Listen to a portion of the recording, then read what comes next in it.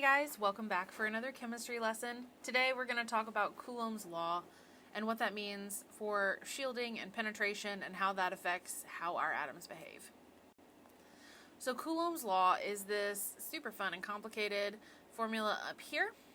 It describes the attractions and repulsions between charged particles. For like charges, the potential energy, E, is positive and decreases as the particles get further apart and as R increases. So farther apart, R is the radius, right? For opposite charges, the potential energy is negative and becomes more positive as the particles get closer together.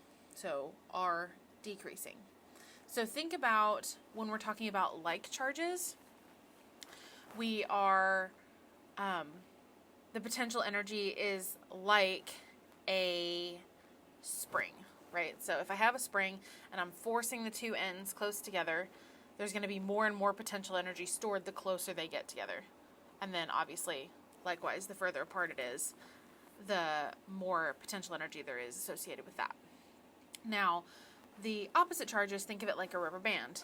The farther apart they are, the more energy is associated with it. The closer they are together, the less energy. So like a rubber band, the further apart I pull it, when I let go, the more energy is going to be released as it snaps back. So the strength of the interaction increases as the size of the charges increases as well.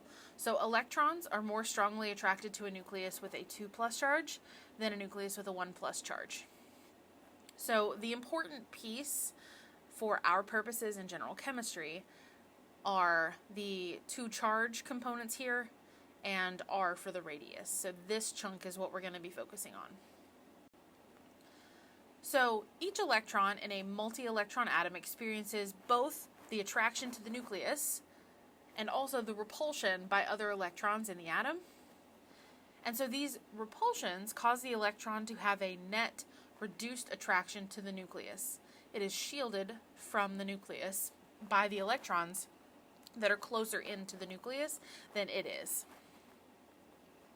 And then the total amount of attraction the electron feels for the nucleus being reduced because of that shielding is called the effective nuclear charge on the electron. All right, so penetration, right? The closer an electron is to the nucleus, the more attraction it experiences because it is, in there by the nucleus. It's penetrating, right? So the better an outer electron is at penetrating through the cloud of inner electrons, the more attraction it's going to have for that nucleus. So the degree of penetration is related to the orbital's radial distribution function, which we talked about in a previous video from the quantum mechanical model. I will put that here. And in particular, the distance, the maxima of the function R from the nucleus, that's the important chunk. So what the heck does that mean? What it means is this is our lithium atom.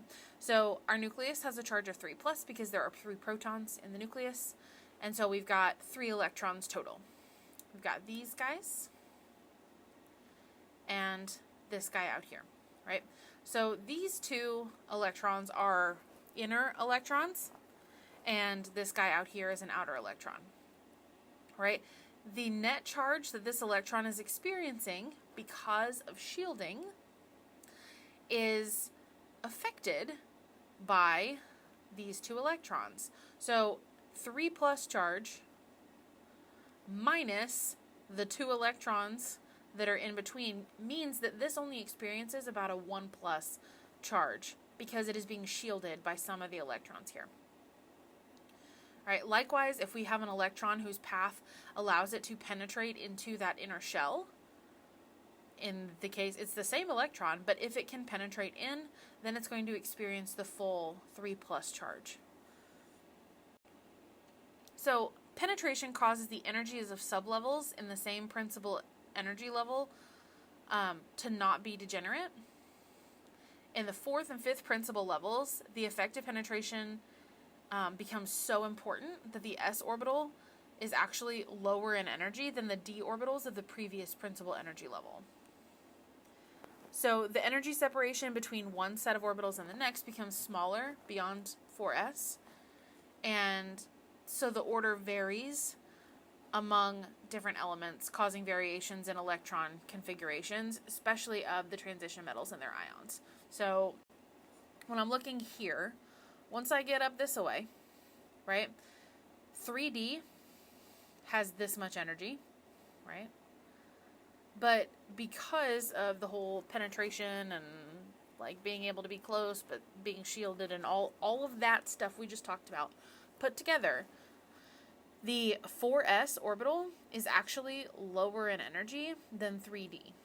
So once we get to this point, things kind of get out of order. It's not the easy SPDF business because of all of that.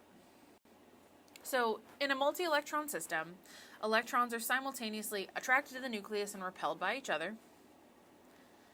Our electrons are shielded from the nucleus by core electrons. Our outer electrons are. We call that the shielding effect, and our outer electrons do not shield each other. So it has to be like n equals 1 shielding for n equals 2. So n equals 2 is shielded by those n equals 1 electrons. N equals 3 electrons are shielded by n equals 2 and n equals 1 electrons. Right? So it's the ones that are further in. Right? And that shielding causes the outer electrons to not experience the full strength of the nuclear charge. Again, this is the effective nuclear charge. Right? It is a net positive charge that is attracting a particular electron.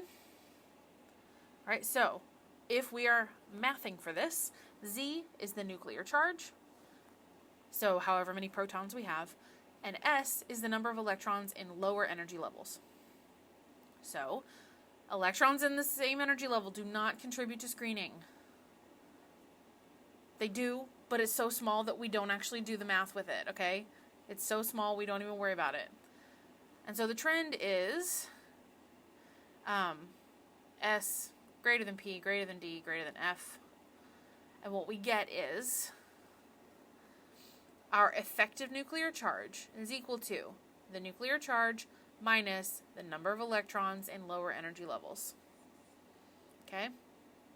So again, back to that image that we saw previously. We have 3 electrons around the outside of lithium. So 3 plus is the nuclear charge. We have these 2 core electrons in n equals 1. Therefore, for the electron in n equals 2, the shielding takes away some of that effective nuclear charge. So 3 plus minus 2 gives me 1 plus. That is the effective nuclear charge that is being experienced by this valence electron here.